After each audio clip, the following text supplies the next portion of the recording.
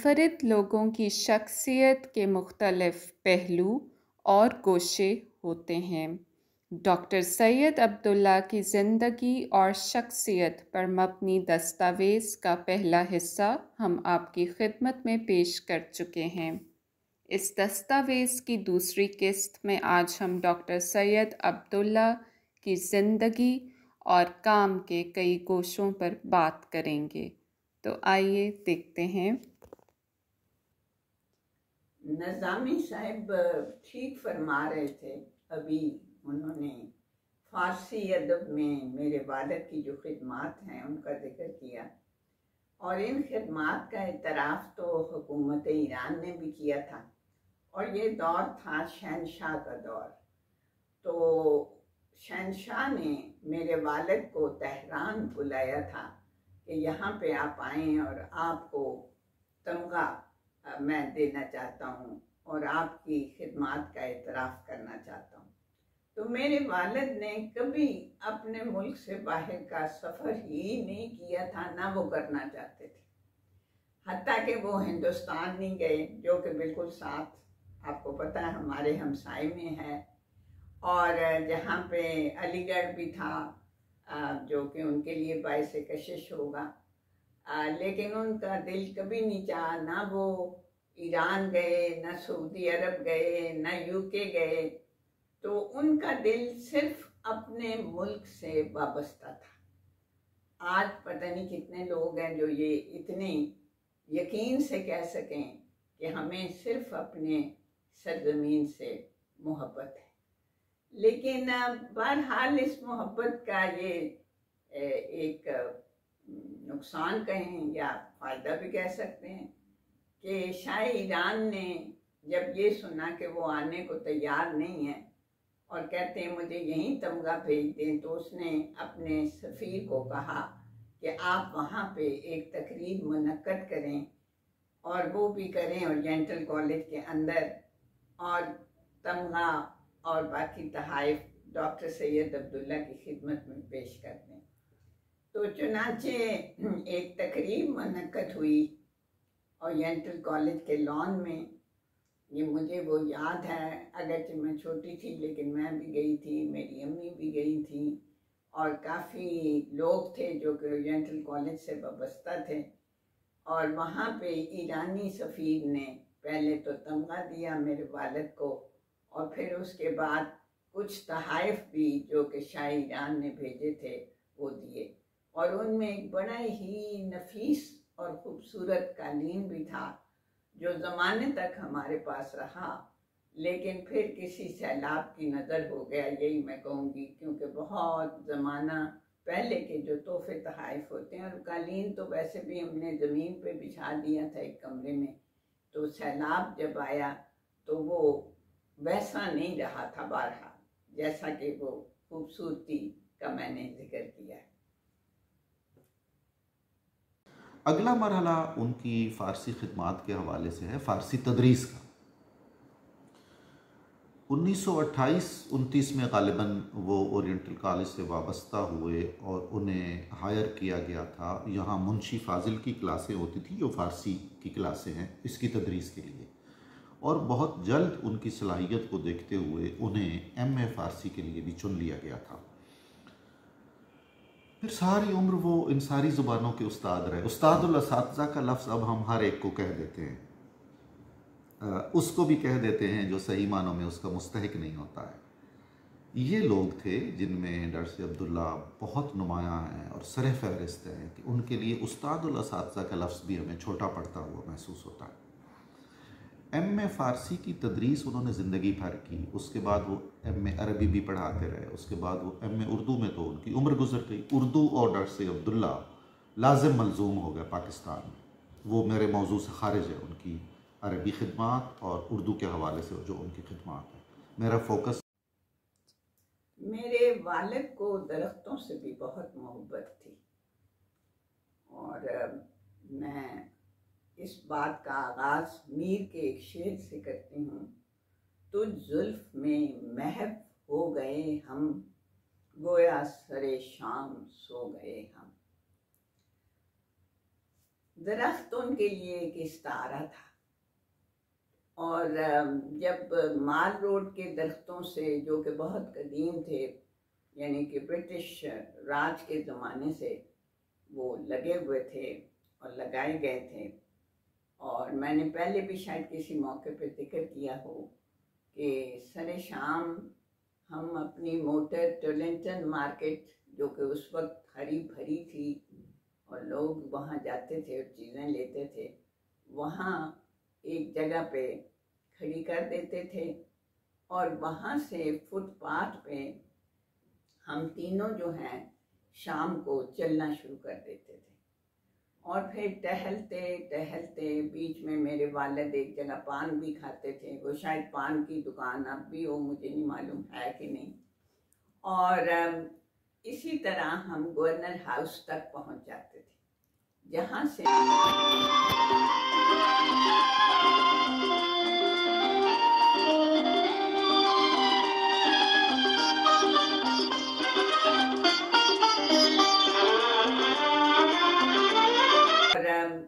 इसी तरह हम गवर्नर हाउस तक पहुंच जाते थे, जहाँ से फिर हमारी वापसी होती थी। तो मैंने एक दफ़ा अपने वालिद से पूछा कि भाई ये तो मुझे समझ आती है कि माल रोड पे बड़ी रौनक होती है और हम लोग चले जाते हैं शाम गुजारने वहाँ, लेकिन इसके अलावा भी कोई वजह है?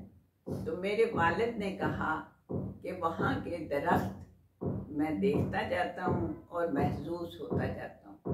चुनांचे जब एक दौर में ये दरख्त काटे गए तो इंतज़ार हुसैन साहब ने भी एक कॉलम लिखा था इन्हीं दरख्तों के बारे में, माल रोड के दरख्तों के बारे में, और मेरे वालिद ने भी एक कॉलम लिखा था, क्योंकि मेरे वालिद कॉलम नवीस भी थे।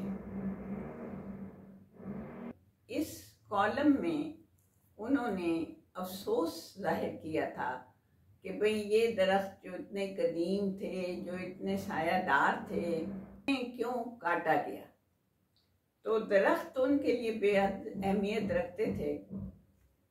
एक किताब भी लिखी अपने कॉलम, जिसका नाम ही दरख्त और दरीचे।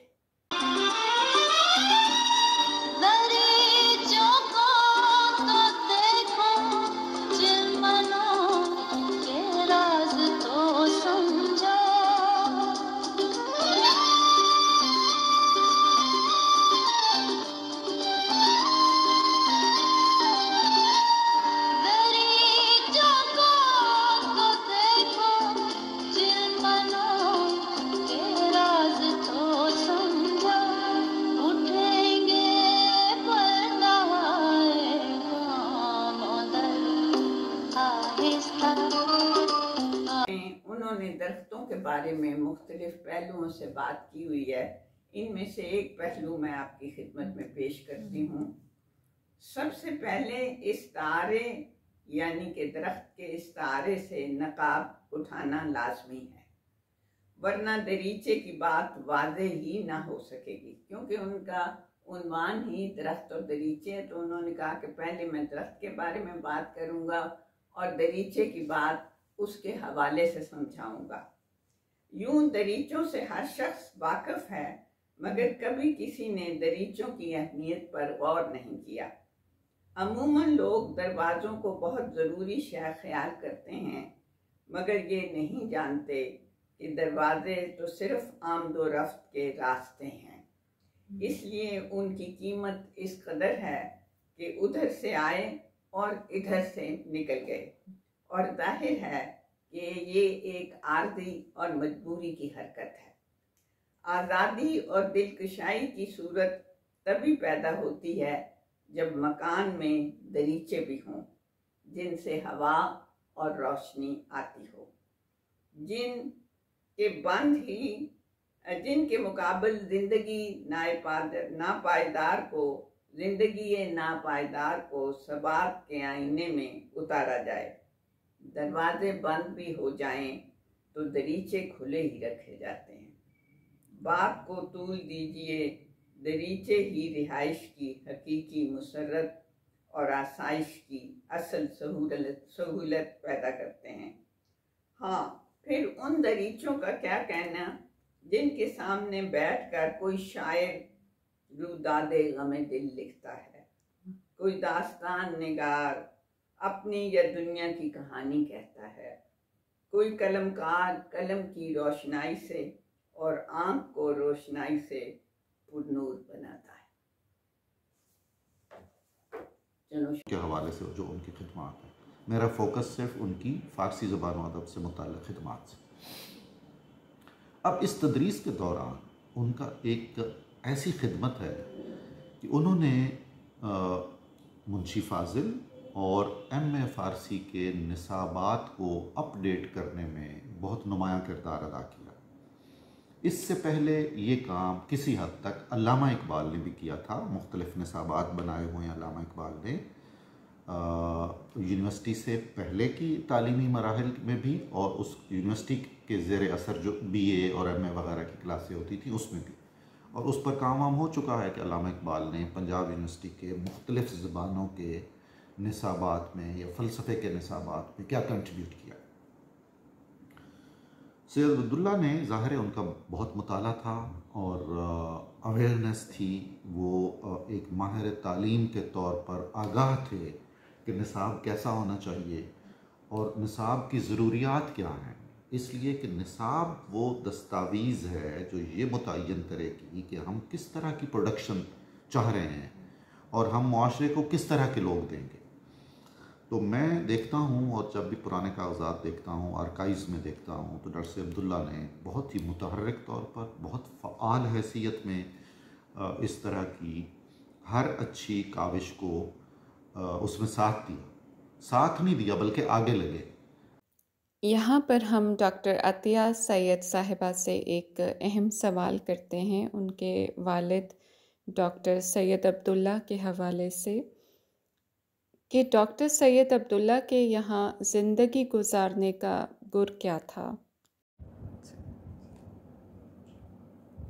मेरे वालिद ने ये लिखा है अपनी किताब दरख्त और दरीचे में बाउनवान रोशन लकीर।